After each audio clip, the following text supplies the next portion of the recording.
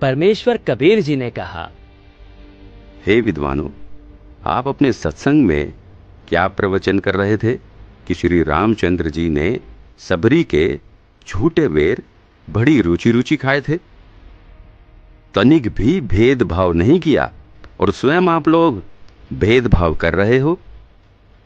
करनी तज कथनी कथै, अज्ञानी दिन रात, पुकर जो भौंकत फिरे, सुनी सुनाई बात। अपने गुरु रामानंद जी के साथ एक भंडारे में गए हुए थे। वहाँ पहले सत्संग हो रहा था जिसमें बताया जा रहा था कि भगवान हो तो राम जैसे हो, जिन्होंने कभी ऊंच नीच नहीं देखी। भीलनी शूद्र के झूठे बेर भी भक्ति भाव से हंस हंस कर खाए। प्रवचनों के बाद भंडारा शुरू हुआ। ब्राह्मणों ने पंडितों, साधु संतों और महंतों के लिए अलग से भंडारे की व्यवस्था कर रखी थी तथा अन्य साधारण लोगों के लिए अन्य भंडारे की व्यवस्था भी की थी। ब्राह्मणों ने देखा कि कबीर जी भी रामानंद जी के साथ आए हैं, जो जुलाहा जाति से हैं। उन्होंने सभी संतों, महंतों से चारों वेदों के एक एक मंत्र सुनकर भंडारे में प्रवेश करने की नीति बनाई। सोचा कि कबीर जी अपने आप ही अलग हो जाएंगे।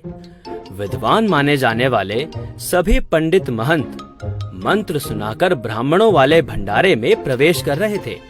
रामानंद जी के बाद कबीर साहब जी की बारी आनी थी। ब्राह्मणों ने कहा, कबीर जी, इस भंडारे में वे ही विद्वान भंडारा करेंगे जो चारों वेदों के एक एक मंत्र सुना देंगे। भाई, मैं तो अनपढ़ हूँ, मुझे कहाँ वेदों के मंत्र पढ़ने आते हैं। जहाँ भंडारा चल रहा था वहाँ से थोड़ी ही दूर पर एक भैंसा खड़ा था। कबीर साहब ने उस भैंसे को आवाज देकर बुलाया, अरे भैंसा राम, भाई जरा नजदीक तो आना। भैंसा दौड़कर भंडारे के सामने आ गया। कबीर साहब ने अपना हाथ भैंसे पर रखा और कहा कि भैंसा राम, इन्हें वेदों के मंत्र सुनाओ भाई। भैंसे ने चारों वेदों से एक एक मंत्र सुना दिए। ऋषि मणाय, ऋषिकृत, सवृषा, सहस्रता, तिथः, पद्भिः कवीनां, तृतीयं धाम महिषा, शिशासंत सोमः, विराजमानो राजितस्तु। अर्थात कबीर देव शिशु रूप धारण कर लेता है, लीला करता हुआ बड़ा होता है।